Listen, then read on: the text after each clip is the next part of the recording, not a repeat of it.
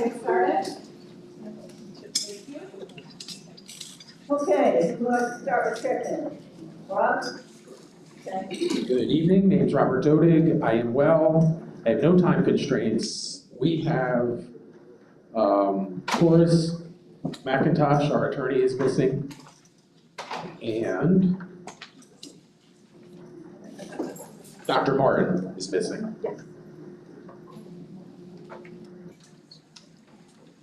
I have no elephants, and the expectation is to make significant progress.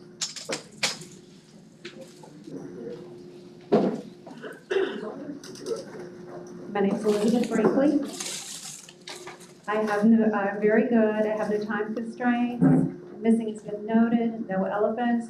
Expectations, I'll go with make significant progress. Good evening. I'm Heather Leonard. I am great this evening. I have no time constraints. I believe the missing have been noted. No elephants. Expectations, I'll go with make significant progress as well. Good afternoon, my name is Amy. No time constraints, I'm fine. No elephants, and I'll go with that expectation, make significant progress. Good evening, everyone. My name is Kevin Kelpie. I'm doing well. I have no time constraints. Missing has been noted, no elephants, and expectations make significant progress.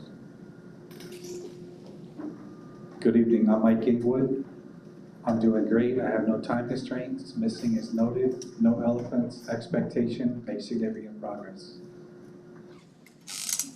Good afternoon, Michael Robichaud. I'm doing well. I do not have any time constraints. Missing is noted, no elephants in the room, and I will also go with make significant progress.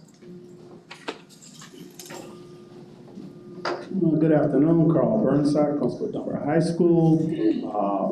I'm doing fine. I do have a time constraint where I will need to leave at about 5:50. Who's missing has been noted, no elephants. Expectations, I'll go along with make significant progress. Good afternoon. My name is Suzette Rivera, Director for Recruitment. Doing well. No time constraints. Missing has been noted. No elephants, and my expectations are to make significant progress. Also go with make significant progress. My name is Jessica Duncan. I am doing well. I have no time constraints, no elephants, and expectations are to make significant progress. Hi, I'm Shanna Johnston. I am doing fantastic. No time constraints. Missing has been noted. No elephants, and my expectation is also to make significant progress. Good evening. I'm Ben Osman. I'm doing great. I have no time constraints. Missing's noted. No elephants. Expectations make significant progress. Ann Cole, I am fine. No time constraints. Missing has been noted, no elephants, and I will go along with the crowd. Hi, good evening, everybody. It's very loud. It's good to be back. My name is Kurt Fazone. I'm the Chief Negotiator for the union. I'm doing well. No time constraints.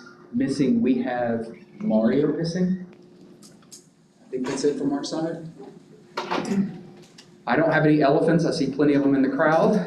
My expectation is to continue the robust conversation around appropriate compensation. That's my expectation. Yes.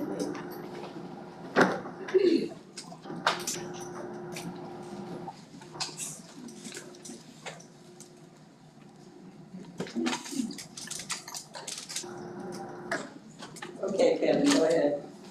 My name is, that is loud. My name is Kevin Daly. I'm fine. I don't have any time constraints. I think we've handled, I want to welcome Elizabeth to the table tonight and say that Will is missing, even though he's no longer on the team. We appreciate everything he did. I don't have any elephants, and my expectations are to continue robust conversation around compensation.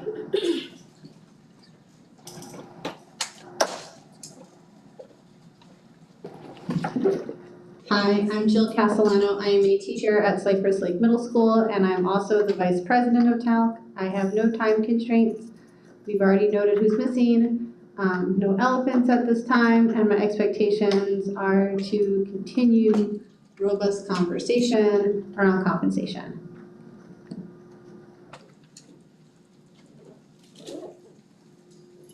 Good evening, my name is Anna Witten. I am a 4th grade teacher at Franklin Park Elementary as well as the TALC secretary.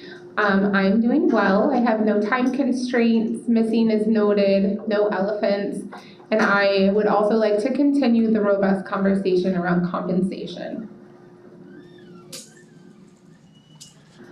Good afternoon, my name is Shay Pearson, and I am the testing coordinator at Island Coast High School. I'm also the TALC treasurer. I'm doing as well as can be with minimal retake testing. I have no time constraints. Missing has been noted. No elephants, and I will go with robust, whatever the rest of it is. Hello, my name is Amy Johnson. I am a teacher at Mariner Middle School. I teach 6th grade language arts. I am well. I have no time constraints. Missing has been noted, unless Mario just walked in. No elephants, and my expectations are continue robust conversation around compensation. Good evening, everyone. My name is Iris Grimaldi. I'm a school social worker currently assigned at Lehigh Senior High School. I'm doing well.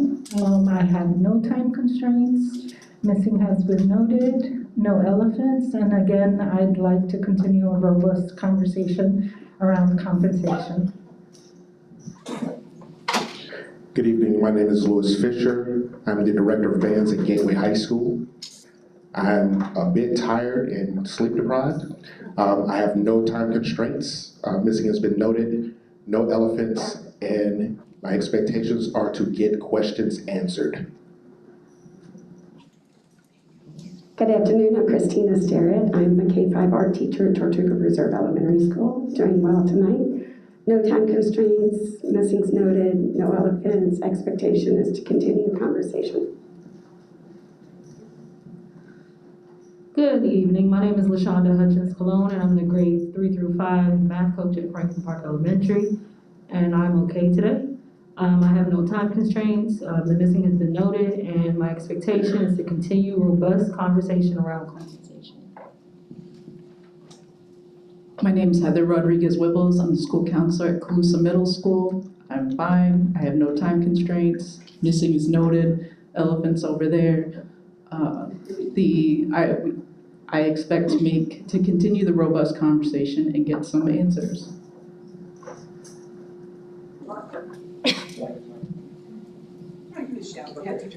My name is Mark Radke. I'm the assistant principal from Veterans Park Academy for the Arts. I'm doing well. I'm still a little wet. I still have water in my shoes, but I'm doing well. I have no time constraints.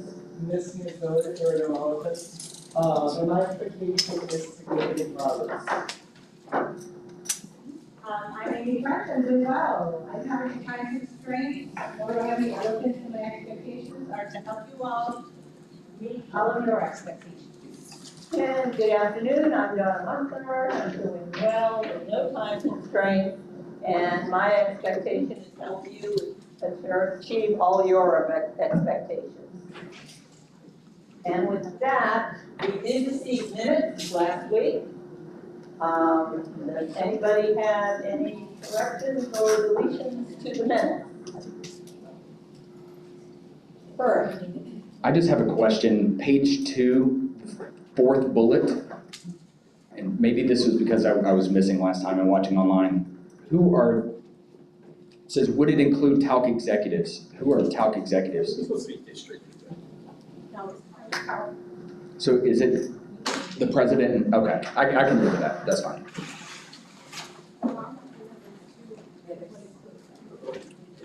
All right. Any other corrections? Oh, I didn't see that.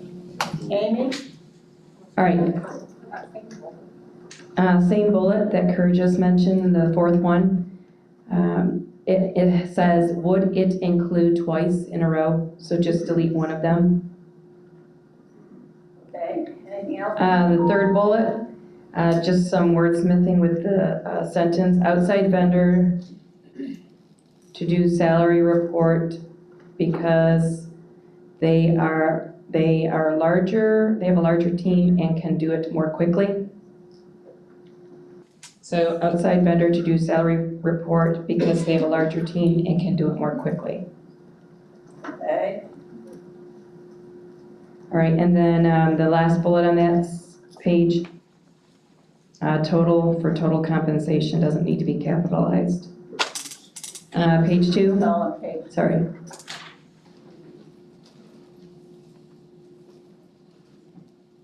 And then page 3, the fourth bullet. Instead of are there any savings from unfilled positions that can go toward salaries, and then a question mark. And then that's it. Okay, give Mark a chance to catch up. Anybody else have any corrections or deletions to the minutes? Seeing no hands, can we accept the minutes as corrected, please? Any thumbs? All right, we're good. Minutes are accepted. All right. Next item on the agenda is compensation, and I know that her and Rob had a little discussion before we began, and Rob has a presentation to give her, or just Not a presentation, just story? some more story. All right, more story. So at the last session, if we just looked at the minutes, it said, can more money be requested from the board for an increase in bargaining authority? And we did meet with the board on Wednesday and discussed that item. But I first want to say that when we commenced bargaining last month, or recommenced, we informed TALC that we had $16.4 million in bargaining authority, and that the district was going to be undergoing a salary study to assist us with compensation and our salary schedules within the next 3 to 6 months or so. As a result of that salary study, the superintendent and board determined that a certain amount of budgeted funds would be needed to implement the suggested changes from the salary study. In our executive session on Wednesday, the superintendent and board expressed a willingness to move that money forward to this bargaining session. This was not an easy decision. This was a decision that was made by this board and superintendent to show their willingness to show faith and recognition to the district's teachers. As a result, I have authority to put on the table $32.8 million for teacher compensation. With that, I'll turn it over to Dr. Dessler.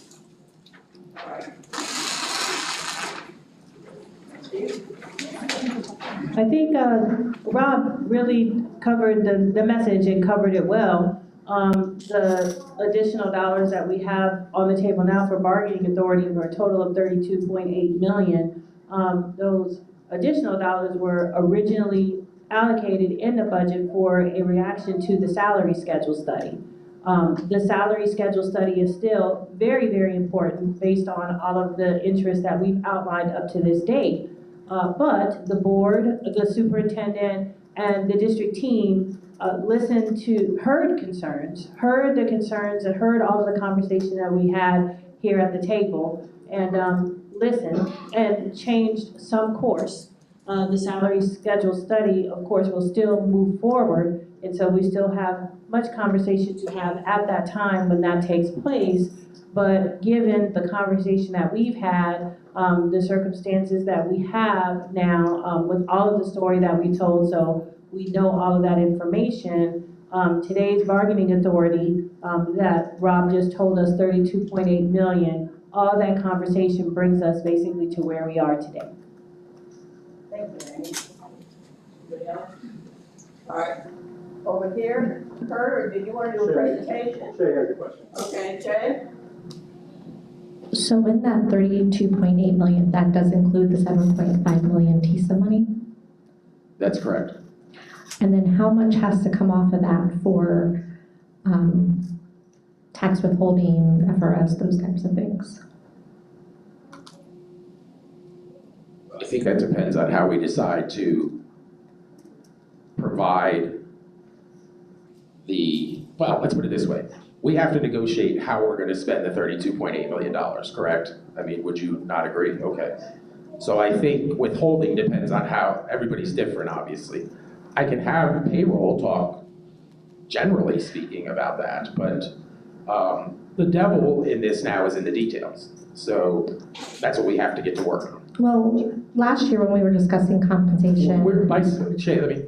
By saying we have $32.8 million, we're not saying we just simply want to give you all an 8% across the board raise. I agree. There are certain things we all believe and I think trust that we need to work in.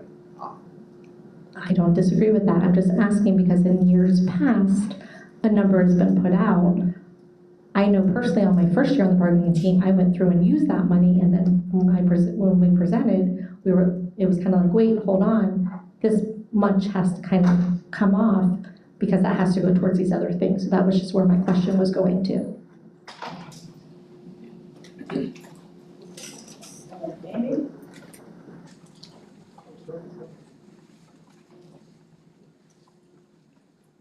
So to try to help answer that question, and Rob did mention it, thank you for saying that, Rob, that we talked about the bargaining authority is to 32.8 million, but it is, just to put it in reference to a percentage that is the equivalent to an 8% increase.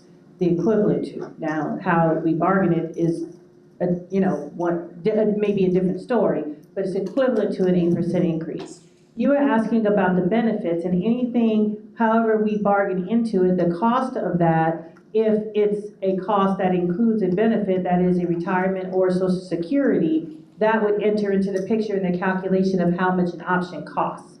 So it's not that it gets taken off the top, but it is part of the cost of the option. So yes, retirement, Social Security, if the option, whatever options we negotiate or we bargain, if it includes those costs, then it would be included in the cost of that option. And does that answer the question that you were asking? Okay, thank you, Amy. Anna? I just have a couple of questions about the salary study. Is there an anticipated end date for the salary study?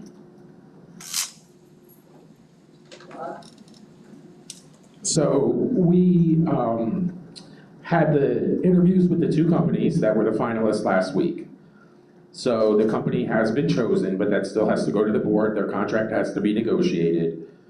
And we are hopeful that between 3 and 6 months down the road, we have information that can be used for the purposes of bargaining. So my follow-up question to that is, like thinking of the timeline of things that we would potentially have that information for our next session, where we try to, it's our goal, it's been our goal for like 3 years, I feel like, to be done with the contract before the end of the school year, so we have it in place for next year, so we'd be able to have that information available for the next session. Yeah, so we have, I think, a mutual interest, speaking of interest-based bargaining, of urgency to get this done. So the $32.8 million has nothing to do with the salary study at this point. So I want you to be aware of that. And then the answer would be potentially we would have information in March or April to commence bargaining on the next session. All right, any other questions before Kurt does his presentation? Iris?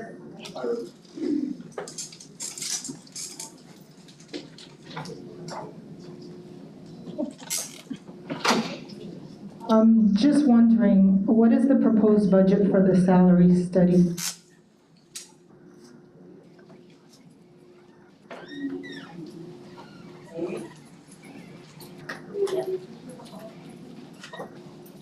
And when you say the proposed budget, I assume you mean the amount to pay the people who are coming to do the study, is that the true statement? The proposal, the top ranked proposal from the interviews that we held last week, as Rob mentioned, the total amount for all salary groups was $171,000.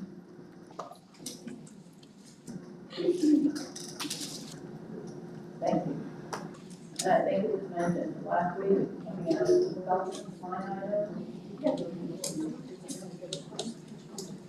Okay, Kevin. So I've been thinking a lot about employment in general and like the plan. And so I know, I guess maybe a month and a half ago, there was a big meeting with the board around the capital plan. And by capital, I think it's an O and not an A, right? It's the buildings? An A, sorry. So there was a big meeting with the board, a workshop to talk about the capital plan for the next 10 years. And so I think this is a step in what I want to call the human capital plan. And I think we need to really have some attention by the board and have these workshops to talk about what the human capital plan is for the district for the next 10 years.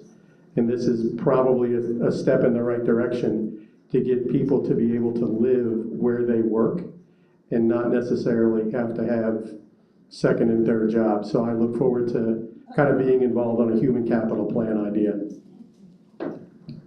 Okay.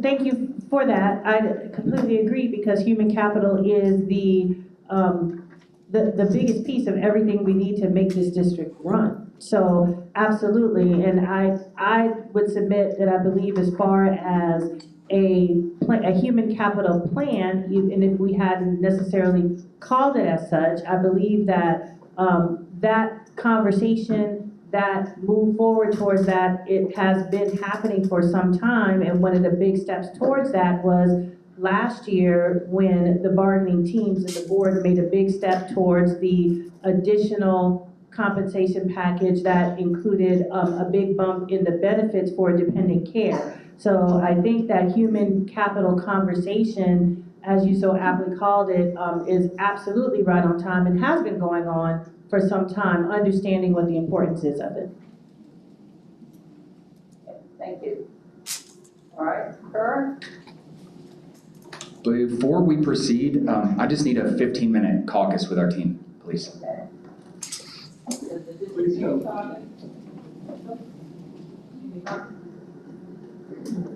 Yeah.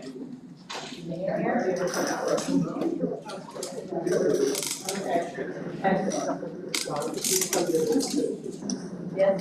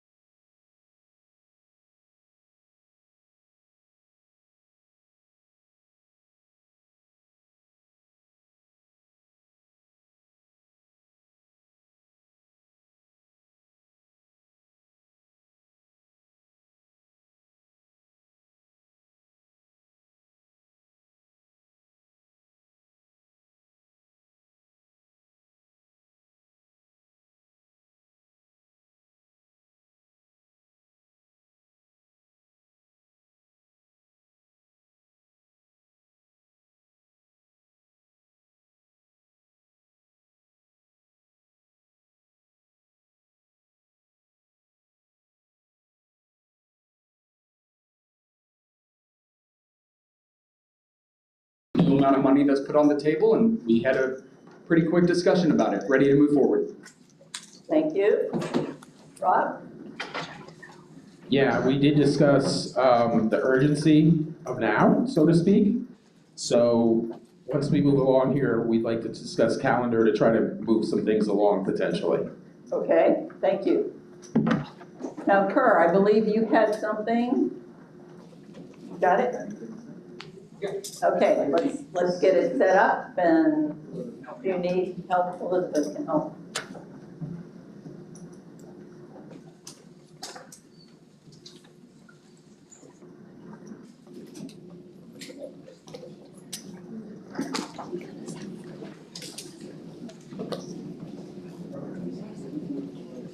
You will be able to tell.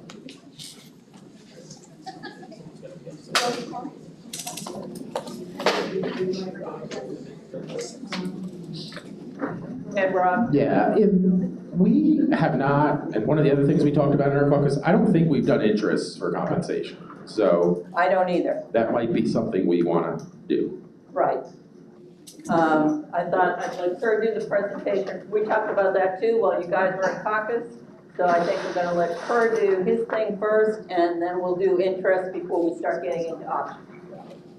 We have interests listed on the 4th page of the minutes from March 13th. Yes. From the snapshots. But when we started again, you wanted to start whole new. I was just carrying them over. I think it might be a good idea to list them right now. Okay.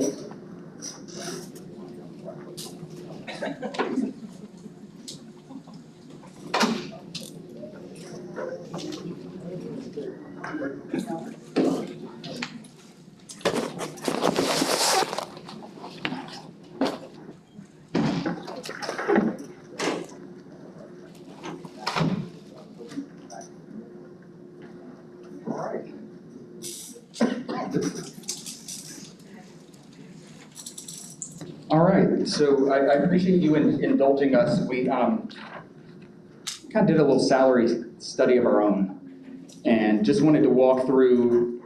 We came up with a rather robust option, perhaps not as robust as it was about 45 minutes ago. But we'll see, we'll get to it together. So we can go to the first slide. So I just included this because it's a big part of the story from our perspective.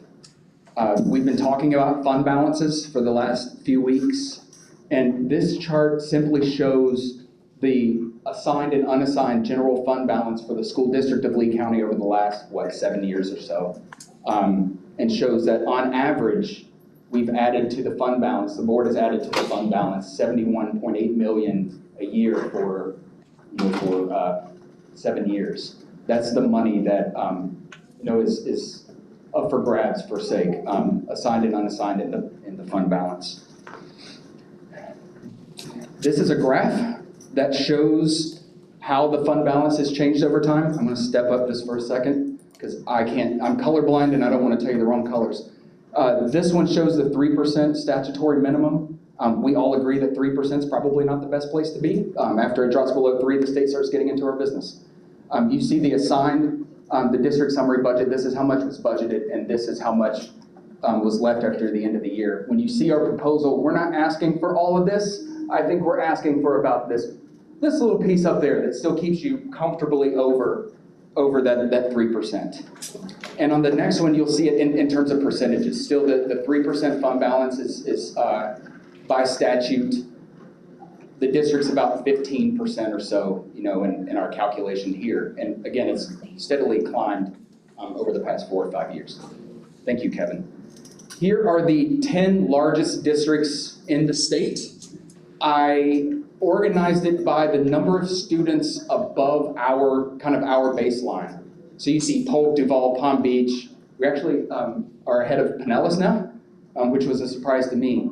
But you see the fund balances of some of the other counties. So Polk, who has almost 18,000 more students than we do, has almost 50,000 less in their fund balance than Lee County. Duval has 36,000 more students than we do, and their fund balance is a little less than, or maybe a little more than half of ours. And so it's, we're asking that this money go into the teachers' pockets and not stay there in the fund balance. And this was perhaps the most interesting to me here. So we did a little look at some of the comparables. So the ones that are highlighted in yellow there are kind of our comparables. Green is Lee, so that one's us. You'll see the average salary over the past 7 years. There's a little bit of a dip the first 2 years, but we've increased almost or a little over $4,900 average salary since 2016, 2017. And of our comparables, we're the second from the bottom. Charlotte has increased almost $13,000 in educator salary over the past 7 years. And Collier Glades right at 8,000. So we're lagging behind there. So I want to talk about performance pay. I thought I had a spelling error there. No, go ahead. So before we go ahead into the performance pay, the next slide shows a few of the statutes that we have to abide by. This was more for me and my team, but I thought it was helpful because this is part of the story. Performance pay has been overly governed by statute. Since 2011, the Rick Scott days. Highly effective and effective have to be, or raises have to be based on test scores and the end of the year evaluations. So I have the Florida statute references there, but you'll see that highly effective has to be 25% greater than the largest adjustment on the other salary schedules. Whatever highly effective is, effective, there it says between 25 and 50% of highly effective. There's, the law kind of double talks. On one piece it says that effective or highly effective has to be 25% higher than effective. And I think that's kind of the rule that we've used in the past. And we're not permitted to give any type of pay adjustments to anybody that's received a need improvement or unsatisfactory. That doesn't happen often here. And cost of living increases, we can use performance pay for that, but it may not exceed 50% of the effective rate. So now we get to kind of the option that we wanted to put on the table. So for effective or someone on the grandfathered schedule, our option that we came to that we think is a real good starting point, to be able to move forward is a $3,500 increase for effective and PSCs. You turn the crank 25% more than that for a highly effective would be $4,375, and half of the $3,500 would be a COLA of $1,750. This is only performance pay. This isn't the $7.4 million of TISA that we still have to discuss.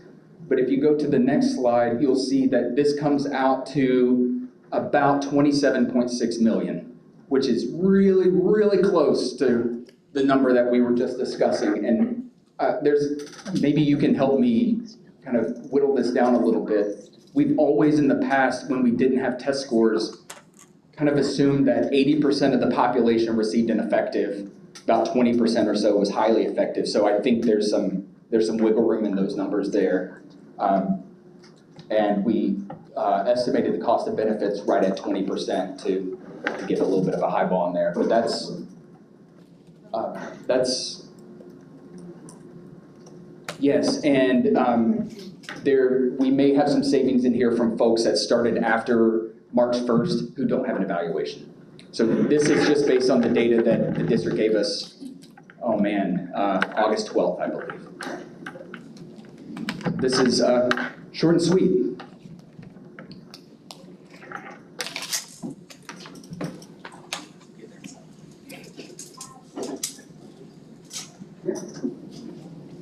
Is that it? That's it. Thank you. Okay. Can you hold that up there, Kevin? We probably need to write that on chart. Maybe slide number 5. Just one right before that. Kurt, can we all get a copy of that?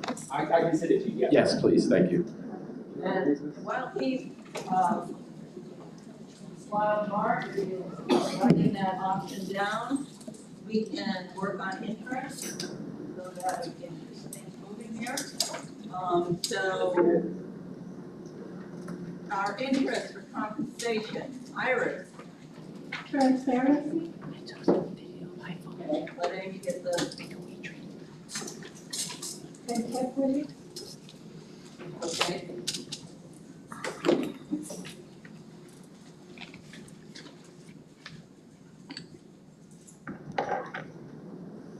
Anybody else, another interest? Jay, you have the mic? No, but I'm loud. No, hold it, because people are having a hard time carrying the floor on YouTube, so you need to use the mic. Teacher morale, teacher retention, and recruitment.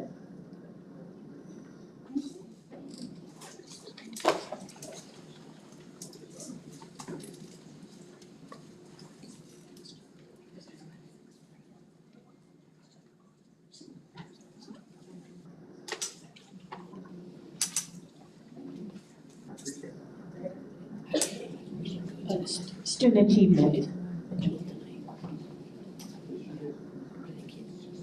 Anybody else? I got a picture of them from the other day. Just want to take I think we almost have them all. Anna. Competitiveness,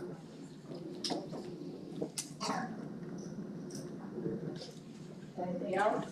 compliance, Okay. ratifiability,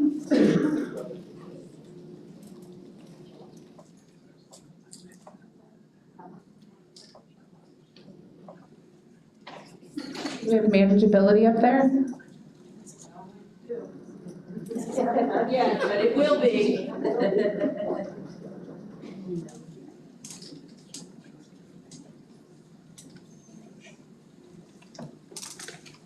Anything else? Rob? Affordability.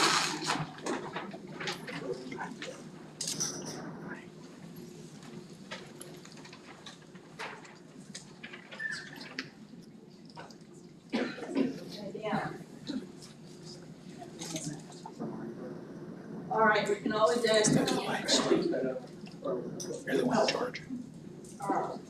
I'm muting it and running it. I don't work in IT. Sustainability.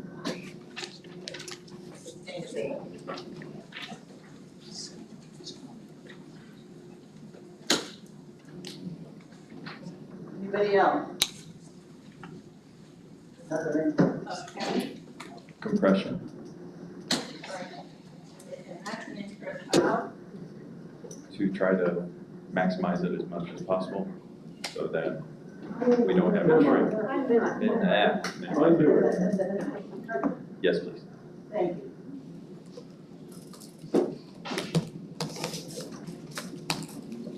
Anybody else?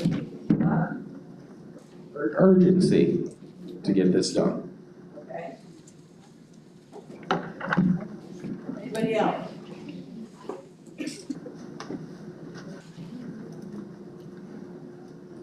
All right, we can add to the interest anytime.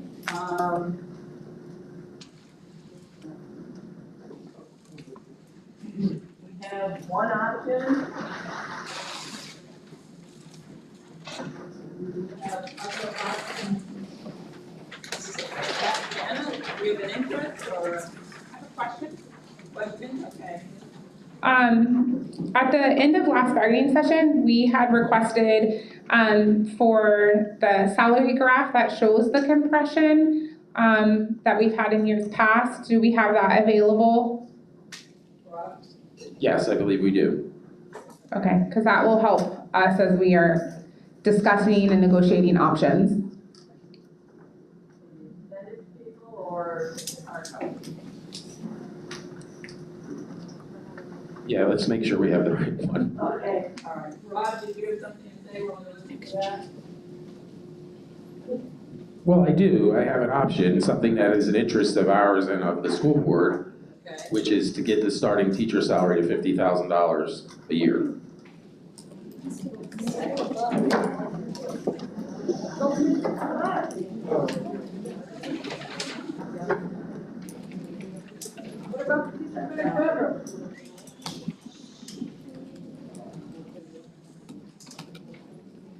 Kurt, I see your hand up. Two things I wanted to mention before we move on. One, somebody on the team's asked, so a COLA increase is pensionable and is base pay. It's not a one-time bonus, so I just wanted to get that clear for everybody. And number two, this doesn't address the compression issue that we've been talking about, what we just offered. We're hoping to, with the line graph that you'll show, be able to use some of the TISA money to help address that compression piece. So we're really looking forward to seeing where those pits and valleys are. Okay. Thank you. Anybody else? Rob. So Kerr, I know you put the law up there, and I'm just thinking about the TISA language. Would the parties be more in line with the statutory requirements if we use TISA money for performance pay? Just a question, just throwing it out there. There are way more strings attached with performance pay than with TISA. We wouldn't be able to well, I mean, we wouldn't be able to fix the compression, that's for sure. But any dollar that we put on the grandfather schedule, we'd have to put $1.25 with highly effective. So that's just going to greater increase compression if we use performance pay dollars.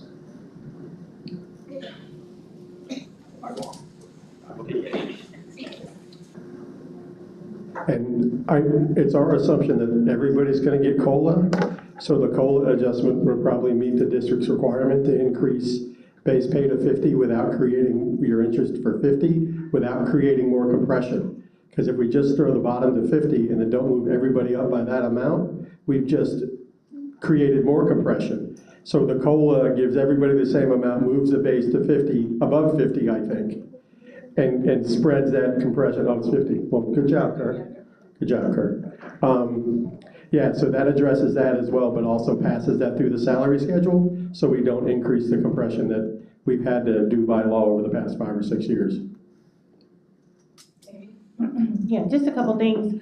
If there, I think with the options as we've fleshed them out, I think that the goal would be if there's an increase to the base teachers, the minimum salary to $50,000, then there would be, as part of an option or a straw design, something else that would be taking things through the rest of the salary schedule to not create any more compression than what we have and perhaps alleviate compression. It might be better to just talk about options like what we're trying to, there's an option, I guess, to talk about what it is that we're trying to accomplish based on the interest inside of what potential options could be, and then build those based on what it is that we're trying to accomplish, and worry about the actual funding sources later, if that makes sense, whether it be TISA, not TISA,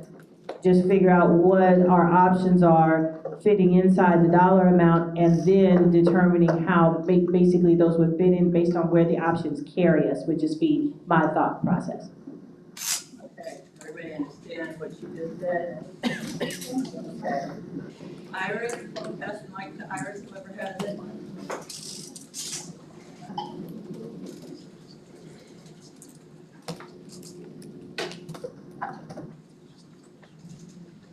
Just a thought that if we use TISA funding, it would impact those instructional positions like special instructionals who would not be counted in the TISA funding.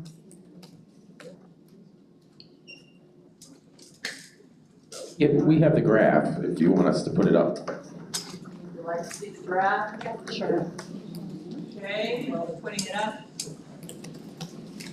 So I understand the idea of doing it in totality, but I think what we've presented, first of all, in the presentation, everybody would get the cost of living increase, which is $1,750. So anyone that's first-year teacher would be brought to $50,000. Those first-year teachers would not have an evaluation in most cases, so that would be what they would get at that point. Then we would look at that highly effective and those effective increases. So then we could have that TISA money that's set aside that doesn't have the restrictions that we could look at compression with. So I think putting it all together almost confuses people, I guess, in a way, because performance pay is what it is. It's set by state statute. There's really not much we can do with that. But we can have the flexibility with the TISA money, and I think we need to show that separately so that people understand better.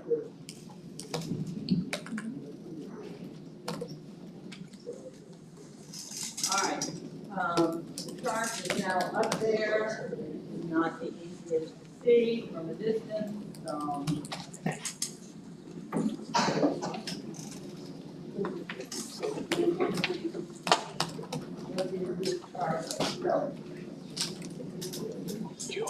Years of experience and annual salary.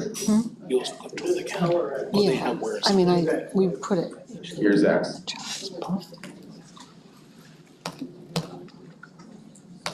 This does not include longevity also, which you know, last year we bargained a substantial change to. Okay. Anna.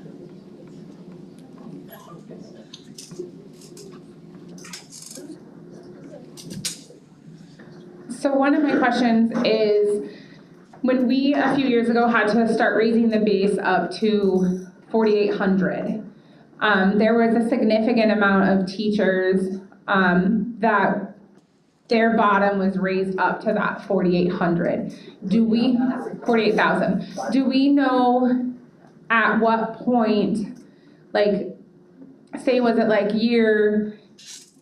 if you were in year 9 back then, you didn't, like, do we know what the lowest number of years that a teacher had credit for didn't receive that bump up to 48? Like, where did that, I don't know if that makes sense. You don't understand? So like when I was in, myself for example, I was in, if it was like 3 years ago, I was like in year 9. I did not receive any part of that because I didn't get that $6,000 increase because I made a little bit more than that. Do we know at what point, because that's where the compression started, is if you were not part of that $6,000 increase, you only got the performance pay increase. Do we have any information on where or what year? Like, would those people be the year 12 people, or is it the people in year 9 that didn't get? I don't know if I'm making sense, but okay. No, you're making sense. I'm just not sure we have the information sitting here at the table. Okay. Yeah. And it was $48,500, just to clarify. 47.5, and then we're currently at 48,250. All right. Unfortunately, we can't give you that answer right now, Anna, but I'm sure we can get it sooner or later.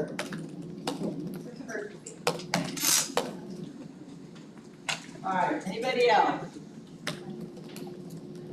Any other questions or clarifications?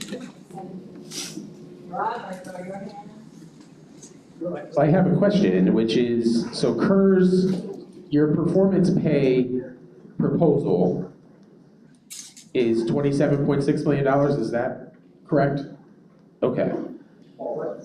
I think it's a little higher, but. All right. So is there an interest from TALC in dealing with what is up on the screen? Yes. Okay.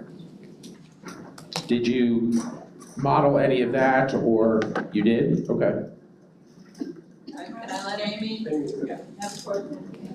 Or whatever she has right now, Question, yes.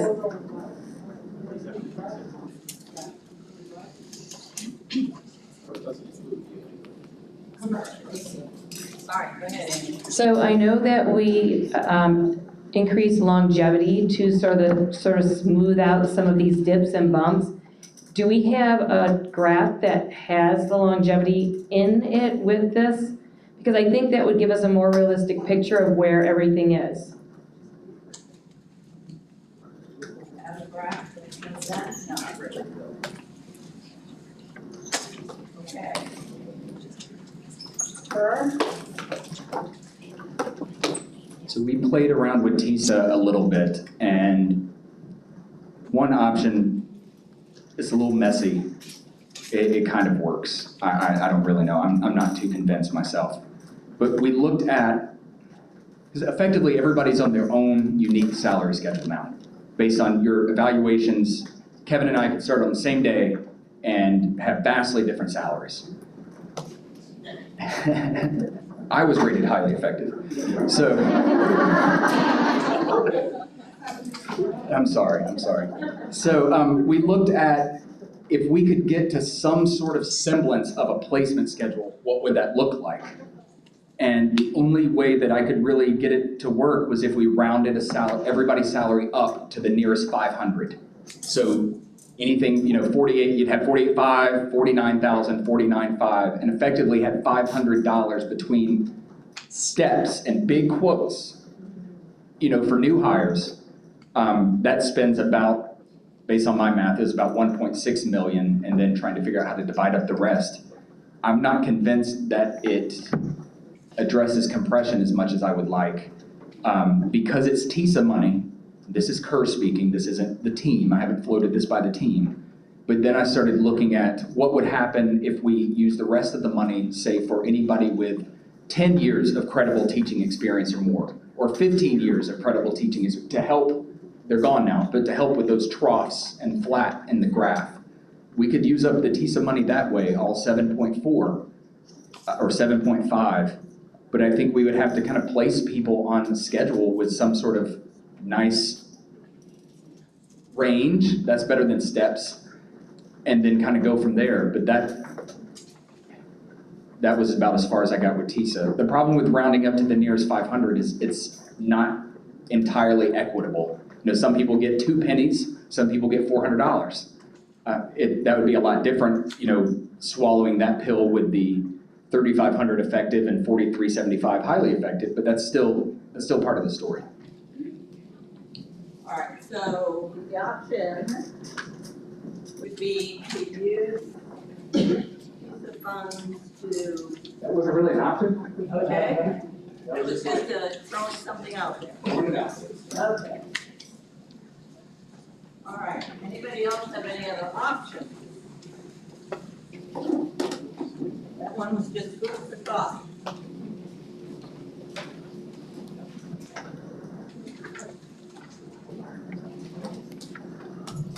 I'm going to go ahead, even though Donna's not looking. I have the microphone. I think we have an interest in seeing what longevity does to that graph in a kind of meaningful way. I know 4 years ago, everybody got $6,000. So the easiest thing to say is everybody gets $6,000, but that's not there, and there's no money, and it may not be equitable. So I know, like when Anna was on the team, like she said, she was near the 47.5, and so got very little, and a bunch of other people, and then people were at the bottom and got 6,000 brought up. And so I think to see that with longevity and without would give us a better idea of where the troughs are. And I think we have the ultimate flexibility with the TISA money, as opposed to the board authority, which may be governed by kind of the performance pay options. So I think we should use the most flexible money in the most flexible way.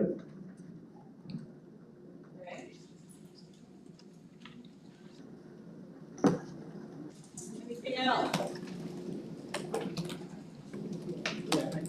Yes, Rob.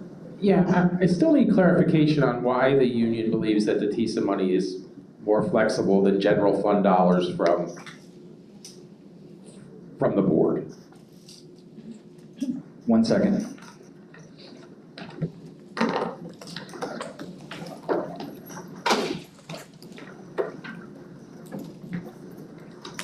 So for 22-23, the legislature said that we had to use 50% of the TISA money for raising the base minimum salary to get to 47.5 and half for all others.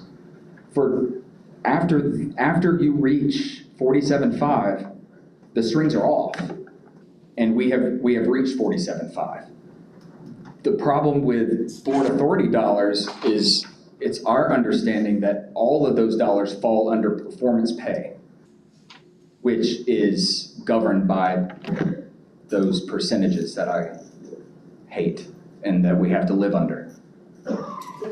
If the district has a different understanding, we are happy to have no strings attached board authority dollars. I will not argue that, but it's always been our understanding, and even last year, that those strings were attached. Take the strings off, we've got a deal now.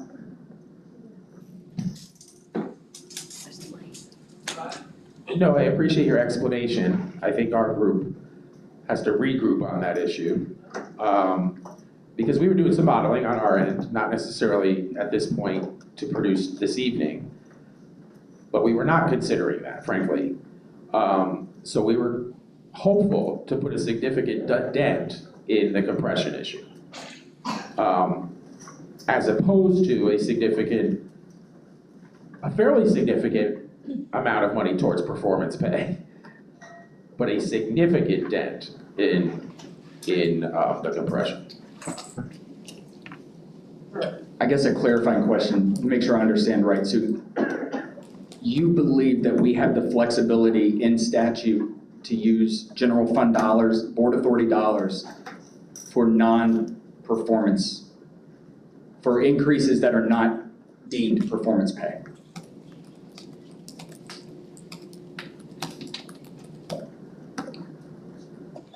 I'm trying to use my words carefully. Like I said, I think we need to regroup on that issue based on what you've said. But I can tell you our modeling was based on what you just said. So where do you want to go from here? Kevin? Not necessarily where we want to go from here, but I think we also need to have a discussion about the name of the longevity supplement. You know, like the Special Instructional Labor Management Committee doesn't have just special instructional people on it. And so I think there's something in statute that talks about longevity. If it's labeled longevity, may have to be paid out according to the performance dollars, but we could call it the puppies and kittens. The number of, you know, equal good observation, management rating supplement. But I think when we call it what we call it, if we want to make changes to it in the future, it will be tied up in the 20 or so laws that the free state of Florida and our local control government has decided to implement upon us. Okay. Your point is duly noted. All right. With that, anything else, Kevin? Jill has it, the endurance supplement. You can endure so many years in the school district of Lee County, you get this extra money. It could be the endurance supplement or resiliency supplement if we want.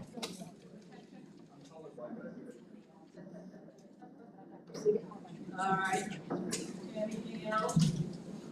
I don't think we have to decide on a name right now, but. Yeah.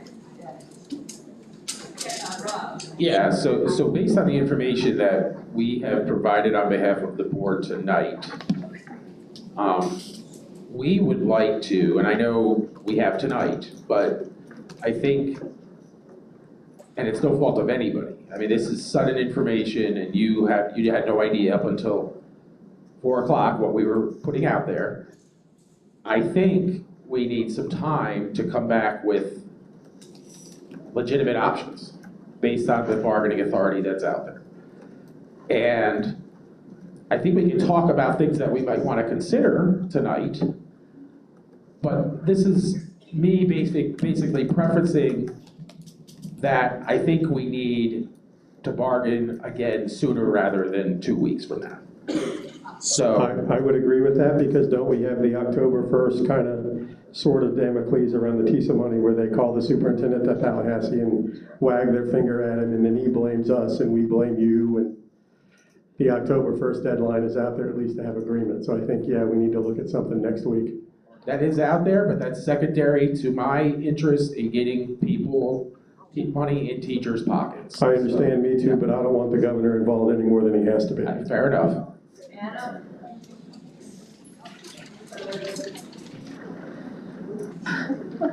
Shay said that we're gonna test all the options. No, I just was curious, your guys' thought process on how you would address compensation. If you're able to, compression, yes.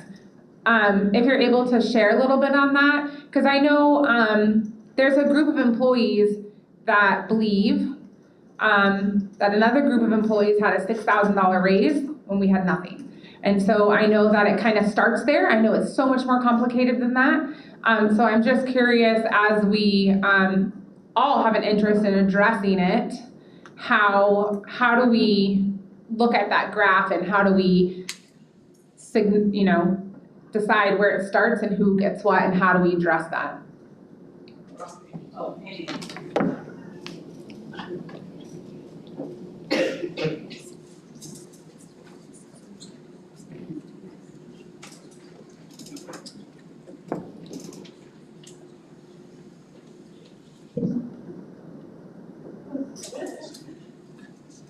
Sorry, just wanted to make sure we were getting all our points in. But your question in terms of how we would address compression, or I think there's a couple of different parts and pieces in that.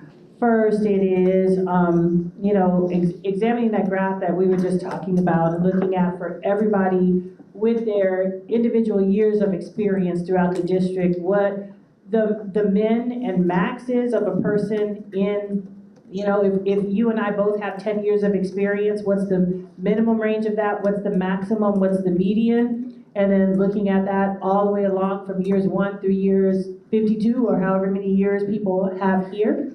That's one piece of information. Then along with that is the placement schedule itself, right? Because by placement schedule, I mean that schedule that we use when somebody new comes into the district. If you have X number of years of experience, what is your salary coming in, right? All those things have to come into play together because that one speaks to recruitment, but then as you create a placement schedule, which you want to have some spread in there, right, in order to attract people, then that has to be addressed in the salary schedule or in the salaries of everyone that's here, because you cannot bring people in, or certainly don't want to bring people in for more than the people who are currently here getting paid.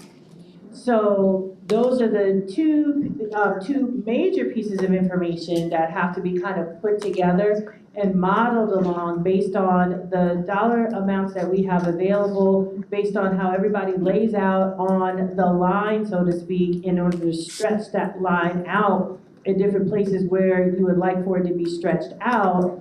How do those two things look? That placement schedule and then that min-max in, and how much would need to be added to everybody that's already here in those years' placement to get kind of the sweet spot, or at least as sweet as it can be based on the dollar amounts that are available.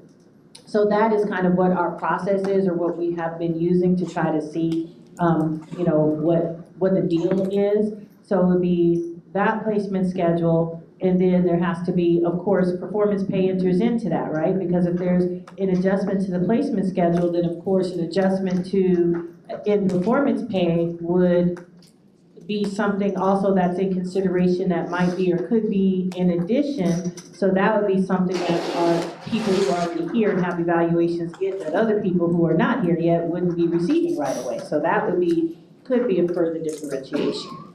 So maybe a longer answer. It was a long story, but anyway, I was trying to, if that made sense. Okay. All right, thank you. Anybody else? Kevin? Okay, looking at calendar, is next Wednesday okay? No. Oh, Spout is next Wednesday or next Tuesday? Well, I'll just kidnap our lease and, Oh, wait, she's here and she'll beat me up if they're not. All right, so Wednesday's off the table.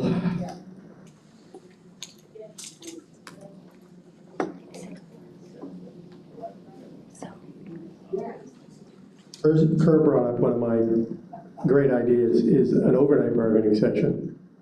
We could do the next Wednesday starting at 7 and go until 11, or overnight. I'll bring our little air mattresses and hang out.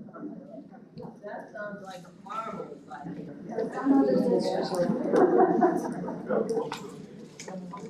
Well, propose something even probably less popular, is earlier than 4 o'clock, but Friday, this Friday.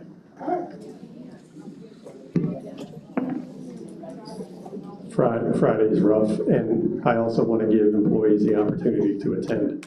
One of the best things we do is schedule this at a time where the majority of our employees can attend. There are districts that do it like in the morning. We can still do it at 4 o'clock on Friday. I think Anna, I know I work a second job on Friday. I think Anna has a commitment. So what is next week in high school football? So our band director won't be here. And, oh yeah, my assistant football coach won't be here either.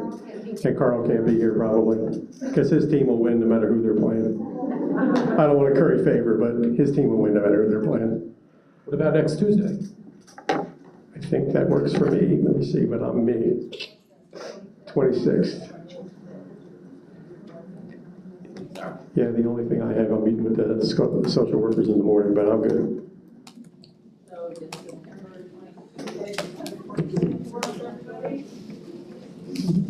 Most everybody at 4 o'clock? I'm saying yes. We have to make sure we have a room, however, so, but we hope to. I enjoyed the pit, to be honest with you. And there are also districts where one time they meet at the district and the next time they meet at the union hall, so our hall is always open.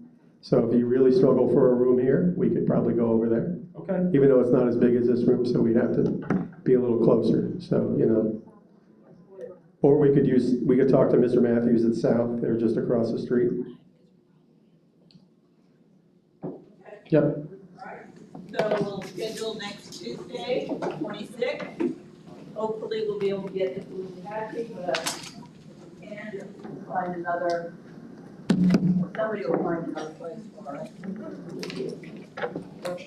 All right, with that said, anything else we want to do tonight, or does everybody kind of know and? I think my group's gonna meet in the caucus room. We're not calling it a caucus because we will have closed this meeting, but we're gonna meet for a few minutes afterwards, I think. No, I appreciate that, and appreciate everyone being here and know that the interest here is to do what's right and do what's right for teachers, and that's what we're here to do, so appreciate that.